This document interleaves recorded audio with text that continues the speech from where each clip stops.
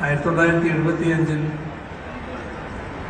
മോഹിനിയാട്ടം, കഥകളി, സംഗീതം, അക്ഷരശ്ലോകം തുടങ്ങിയവ ഉൾപ്പെടുത്തി കലോത്സവം കുറെ കൂടി വികസിപ്പിച്ചു.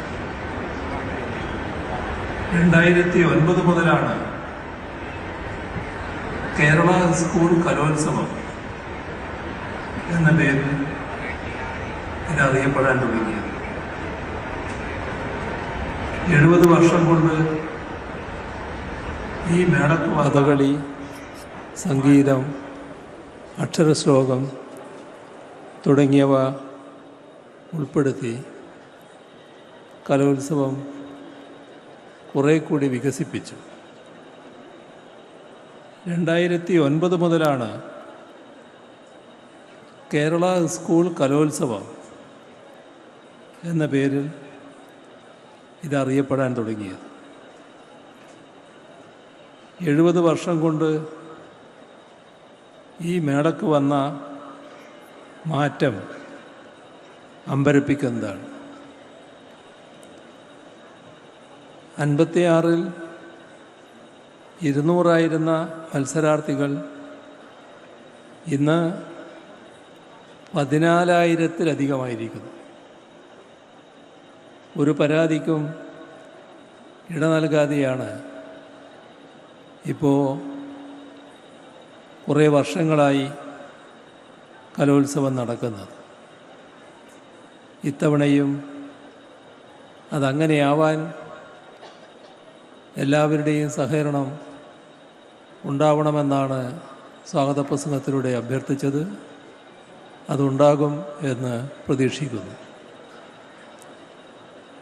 മനുഷ്യന് കിട്ടിയ അത്ഭുതകരമായ സിദ്ധിയാണ് കല. അത് പ്രകടിപ്പിക്കുന്നവരെയും ആസ്വദിക്കുന്നവരെയും ഒരേപോലെ ആനന്ദിപ്പിക്കുന്നു. ആനന്ദം സൃഷ്ടിക്കുകയാണ് കലാകാരന്മാർ ചെയ്യുന്നത്. ചിത്രകാരൻ വരയും വർണ്ണങ്ങളും കൊണ്ട് ആനന്ദം സൃഷ്ടിക്കുന്നു. ഗായകർ സ്വരം കൊണ്ടാണ് അത് ചെയ്യുന്നത്.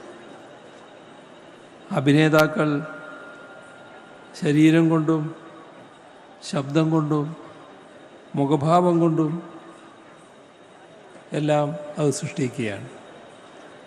ആത്യന്തികമായി ഇവരെല്ലാം ആനന്ദാനുഭവം സൃഷ്ടിക്കുക തന്നെയാണ് ചെയ്യുന്നത്. എന്നാൽ ആനന്ദാനുഭവം സൃഷ്ടിക്കൽ മാത്രമല്ല കലയുടെ ധർമ്മം. പൊള്ളിക്കുന്ന ജീവിതാനുഭവങ്ങളിലേക്ക് ഞെട്ടിച്ചുണർത്തൽ കൂടിയാവണം കലയുടെ ധർമ്മം. സാമൂഹ്യ വ്യവസ്ഥിതി പൊളിച്ചെഴുതുന്നതിൽ കല വഹിച്ചിട്ടുള്ള പങ്ക് ചരിത്രത്തിൽ നിന്ന് നമുക്ക് മനസ്സിലാക്കാനാവും. ആദിമകാലം മുതൽ മനുഷ്യർ കലാപ്രവർത്തനത്തിൽ ഏർപ്പെട്ടിട്ടുണ്ട്. അത് മത്സരത്തിനോ സമ്മാനത്തിനോ വേണ്ടിയായിരുന്നില്ല. ഉള്ളിലെ കഴിവ് സ്വയം അറിയാതെ ആവിഷ്കരിക്കുകയായിരുന്നു. അങ്ങനെയാണ് പ്രാചീന ഗുഹാചിത്രങ്ങളുണ്ടായത്. നാടൻ പാട്ടുകളും നാടൻ കലകളുമുണ്ടായത്. അവതാരകരും പ്രേക്ഷകരും എന്ന വേർതിരിവ് അന്നുണ്ടായിരുന്നില്ല. എല്ലാവരും എല്ലാത്തിലും പങ്കാളികളായിരുന്നു. ഒരു കാലത്ത് പല കലകളും ഏതെങ്കിലും ജാതിയുടെയോ മതത്തിൻ്റെയോ ഉള്ളിൽ മാത്രമായി ഒതുങ്ങി നിന്നിരുന്നു. ജാതി ജന്മി നാടുവാഴിത്ത കാലത്ത് ആളുകൾ വ്യത്യസ്ത കൂട്ടങ്ങളായാണ് ജീവിച്ചിരുന്നത്. ആ ജാതിക്കാരുമായോ മറ്റ് ജാതിക്കാരുമായോ മതക്കാരുമായോ അവർ ഇടകലർന്നിരുന്നില്ല. തൊട്ടുകൂടായ്മയും തീണ്ടിക്കൂടായ്മയും അവരെ അകറ്റിയിരുന്നു, തമ്മിൽ അകറ്റുന്ന നിലയുണ്ടായിരുന്നു. അതുകൊണ്ട്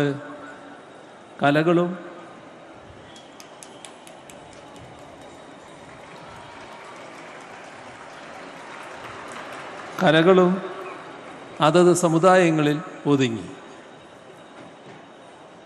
ഫ്യൂഡലിസം അവസാനിച്ച് ജനാധിപത്യത്തിലും മതാധിഷ്ഠിതരും അധിഷ്ഠിതമായ പുതിയ കാലം പിറന്നതോടെ കലകളുടെ സ്വഭാവത്തിൽ മാറ്റം വന്നു. എല്ലാ കലകളും എല്ലാവരുടേതുമായി മാറി. കല മതനിരപേക്ഷതയും ജനാധിപത്യവും ജീവിതത്തിലേക്ക് കൊണ്ടുവന്നു. ഇതിന് ഏറ്റവും സഹായകമായത് സ്കൂൾ കലോത്സവങ്ങളാണ്. ഓരോ കാലത്തും ഏറ്റവും മികച്ച ചില കലാകാരന്മാർക്ക് പോലും അവരുടെ ജാതിയും മതവും പ്രശ്നമായിരുന്നില്ല. തൃശ്ശൂർ ജില്ലക്കാരനായ വലിയൊരു ഗായകനായിരുന്നല്ലോ കലാമണ്ഡലം ഹൈദരാലി. കലാമണ്ഡലത്തിൽ ചേർന്ന് അദ്ദേഹം കഥകളി സംഗീതം പഠിച്ചു. കഥകളി ഹിന്ദുക്കളുടെ, പ്രത്യേകിച്ച് സവർണ ഹിന്ദുക്കളുടെ കലയാണെന്ന് കരുതിയ ചില യാഥാസ്ഥികർ അദ്ദേഹത്തെ വിലക്കാൻ നോക്കി. കഥകളി ക്ഷേത്രങ്ങളിലാണല്ലോ പ്രധാനമായും അവതരിപ്പിച്ചിരുന്നത്. ചില ക്ഷേത്ര കമ്മിറ്റിക്കാർ അന്യമതസ്ഥൻ എന്നാരോപിച്ച് അദ്ദേഹത്തെ അകത്ത് കയറ്റിയില്ല. ഒരിടത്ത് കഥകളി നടന്മാർ മതിലിനകത്ത് സ്റ്റേജിൽ ആടുമ്പോൾ പാട്ടുകാരനായ ഹൈദരലിക്കായി മതിലിൻ്റെ ഒരു ഭാഗം പൊളിച്ച് മതിലിന് പുറത്തായി ഹൈദരാലിക്ക് നിന്ന് പാടാൻ പ്രത്യേകം ഇടമൊരുക്കുകയുണ്ടായി. തൻ്റെ ആത്മകഥയിൽ ഇത്തരം ദുരനുഭവങ്ങൾ അദ്ദേഹം സങ്കടത്തോടെ വിവരിച്ചിട്ടുണ്ട്. ദൈവത്തിൻ്റെ പാട്ടുകളാണ് കഥകളി പദങ്ങളായി അദ്ദേഹം പാടിയിരുന്നത്. അദ്ദേഹം നല്ല ഭക്തനുമായിരുന്നു. തൻ്റേതല്ലാത്ത കാരണത്താൽ മറ്റൊരു മതത്തിൽ പിറന്നുപോയതിൻ്റെ പേരിൽ അപമാനിതനാകുന്നത് ഒരു ജനാധിപത്യ സമൂഹത്തിൽ അംഗീകരിക്കാൻ കഴിയില്ല.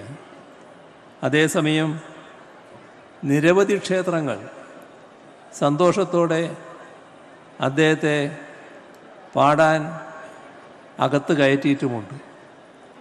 കാശി വിശ്വനാഥ ക്ഷേത്രത്തിൻ്റെ അകത്തിരുന്ന് ഉസ്താദ് ബിസ്മില്ലാ ഖാൻ ഷഹനായി വായിച്ചിരുന്ന കാര്യം ഹൈദരാലി എടുത്തു പറഞ്ഞിരുന്നു. കലാകാരന്മാരെ മതത്തിൻ്റെ കണ്ണിലൂടെ കാണരുത്, കലാകാരന്മാരായി കാണുക, അതാണ് വേണ്ടത്. കലയാണ് അവരുടെ മതം എന്ന് കണക്കാക്കുക.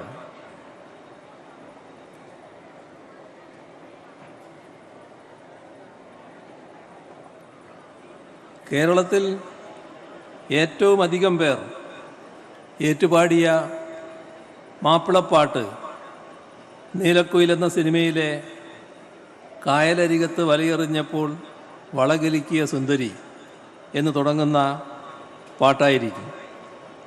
ഇതെഴുതിയത് തൃശ്ശൂർ ജില്ലക്കാരനായ പി ഭാസ്കരൻ മാഷാണ്. സംഗീതം നൽകി പാടിയതാകട്ടെ കെ രാഘവൻ മാഷ്. ഒരു കാലത്ത് മുസ്ലിങ്ങൾ മാത്രം പാടിയിരുന്ന മാപ്പിളപ്പാട്ട് ശീലിലുള്ള ഗാനത്തെയാണ് മുസ്ലിങ്ങളല്ലാത്ത ഇവർ ജനകീയമാക്കിയത്. സിനിമയിൽ ഏറ്റവുമധികം മാപ്പിളപ്പാട്ടുകൾ രചിച്ചത് ഭാസ്കരൻ മാഷും ക്രിസ്തീയ ഭക്തിഗാനങ്ങൾ രചിച്ചത് വയലാറുമാണ്. മറ്റ് മതക്കാരുടെ കൂടി അനുഭൂതികൾ സ്വാംശീകരിക്കാനുള്ള വിശാല മനസ്സാണ് നമ്മെ പരിഷ്കൃതരും സമ്പന്നരുമാക്കുന്നത്. കലയെ മതത്തിൻ്റെ കള്ളിയിൽ ഒതുക്കാൻ ശ്രമിക്കുന്നവർ ഇക്കാലത്തുമുണ്ട്. മുസ്ലിങ്ങൾ ഭരതനാട്യം പഠിക്കരുതെന്നും ഹിന്ദുക്കൾ ഒപ്പനയിൽ പങ്കെടുക്കരുതെന്നും പറഞ്ഞ് കുഴപ്പമുണ്ടാക്കാൻ ശ്രമിക്കുന്നത് നാം കണ്ടതാണ്. നമ്മുടെ രാജ്യത്ത് കുട്ടികളുടെ ക്രിസ്മസ് കരോളിന് നേരെ പോലും ആക്രമണം നടത്തുന്നത് നാം കണ്ടു. ചിലയിടങ്ങളിൽ ക്രിസ്മസിൻ്റെ അവധി എടുത്തു കളഞ്ഞ കാര്യവും നമ്മുടെ ശ്രദ്ധയിലുള്ളതാണ്. എവിടെയും മതത്തിൻ്റെ പേരിൽ കലാപമുണ്ടാക്കാൻ വർഗീയവാദികൾ ശ്രമിക്കും. സിനിമയിലെ കഥാപാത്രങ്ങൾക്ക് പോലും ജാനകിയെന്നും സീതയെന്നും മറ്റും പേരിടാൻ സമ്മതിക്കാത്ത നിലയിലേക്ക് കാര്യങ്ങൾ നീങ്ങുന്നു. സമാധാനവും സന്തോഷവും ഇല്ലാതാക്കുന്ന ഇത്തരം കലാപകാരികളെ ചെറുത്തു തോൽപ്പിക്കാനുള്ള നല്ലൊരായുധം കൂടിയാണ് കല. അവരുടെ തിട്ടൂരങ്ങൾ കാറ്റിൽ പറത്തി പുതുതലമുറയിലെ പ്രതിഭാശാലികളായ നിങ്ങൾ ജാതിയോ മതമോ നോക്കാതെ കലകൾ അവതരിപ്പിക്കുക. കഥകളിയും മാപ്പിളപ്പാട്ടും ഒപ്പനയും മാർഗംകളിയും എല്ലാം എല്ലാ മതത്തിലും പെട്ട കുട്ടികൾ ഒന്നിച്ചവതരിപ്പിക്കുന്ന നാടെന്ന പ്രത്യേകത നമുക്കുണ്ട്. കേരളത്തിൻ്റെ മഹത്തായ സംസ്കാരത്തിൻ്റെ ഭാഗമാണിത്. എക്കാലവും നമുക്ക് അതുയർത്തിപ്പിടിക്കാൻ കഴിയണം. മനുഷ്യരെ തമ്മിലടിപ്പിക്കുന്ന എല്ലാ ഛിദ്ര ആശയങ്ങളെയും തള്ളിക്കളയാനും മനസ്സുകളെ ഒന്നിപ്പിക്കുന്ന കലയെ ഉയർത്തിപ്പിടിക്കാനും നിങ്ങൾക്ക് സാധിക്കട്ടെ. ഈ സ്കൂൾ കലാമേളയുടെ സന്ദേശം അതായിരിക്കട്ടെ. കലാമേളകളിൽ പങ്കെടുക്കുക എന്നതാണ് പ്രധാനം. സമ്മാനം കിട്ടുകയോ കിട്ടാതിരിക്കുകയോ ആവാം. പങ്കെടുക്കാൻ കഴിയുന്നു എന്നതിലാണ് സന്തോഷിക്കേണ്ടത്. അതിൻ്റെ ഭംഗിയെ മത്സരബുദ്ധി കെടുത്താതെ നോക്കണം. കുട്ടികളുടെ മാറ്റുരക്കലിൽ രക്ഷാകർത്താക്കൾ ഇടപെടാതിരിക്കാനും ശ്രദ്ധിക്കേണ്ടതുണ്ട്. കുട്ടികൾ അവരുടേതായ ലോകത്ത് വിഹരിക്കട്ടെ. കലോത്സവങ്ങളിൽ ഒന്നാം സമ്മാനം നേടിയവർ മാത്രമല്ല പിൽക്കാലത്ത് കലാരംഗത്ത് മഹാപ്രതിഭകളായി വളർന്നിട്ടുള്ളത്.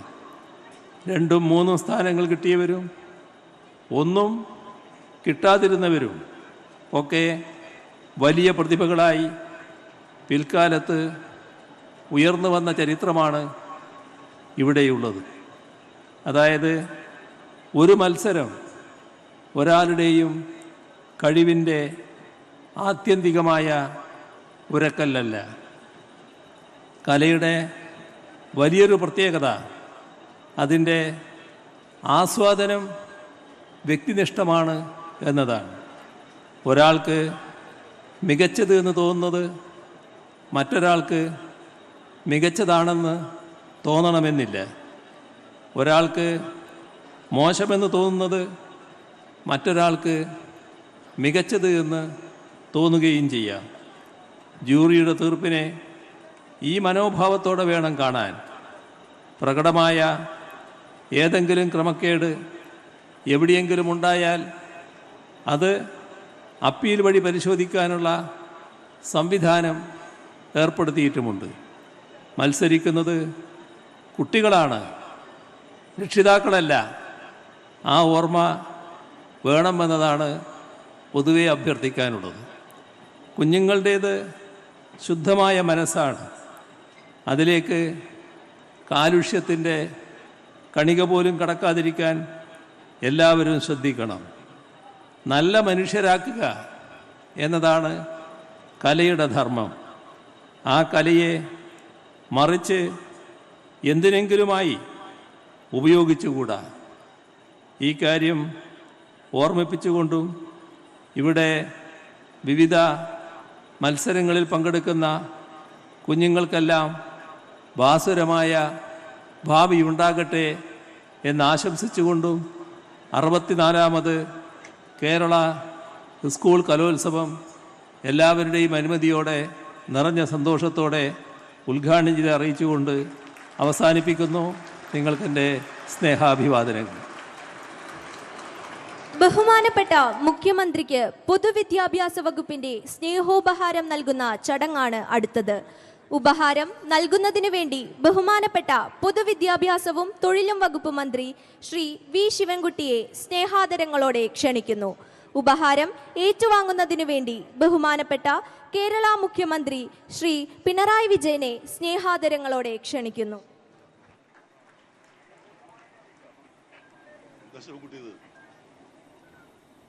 സംസ്ഥാന സ്കൂൾ കലോത്സവത്തിന് തിരിതെളിഞ്ഞിരിക്കുന്നു. ഔദ്യോഗികമായ ഉദ്ഘാടനം മുഖ്യമന്ത്രി പിണറായി വിജയൻ നിർവഹിച്ചിരിക്കുന്നു. വിദ്യാഭ്യാസ മന്ത്രി വി ശിവൻകുട്ടി, റവന്യൂ മന്ത്രി കെ രാജൻ, ഉന്നത വിദ്യാഭ്യാസ മന്ത്രി ആർ ബിന്ദു, കേന്ദ്രമന്ത്രി സുരേഷ് ഗോപി ഉൾപ്പെടെയുള്ളവരെ നമുക്ക് വേദിയിൽ കാണാനും സാധിക്കുന്നുണ്ട്. ഇനി കലയുടെ ദിനരാത്രങ്ങൾ ആണ്.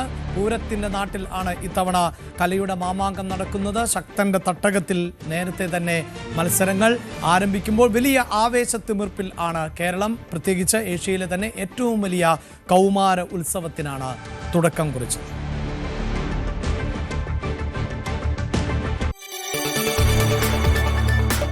കൂടുതൽ വാർത്തകൾക്ക് news 18 Keralam YouTube channel subscribe ചെയ്യുക.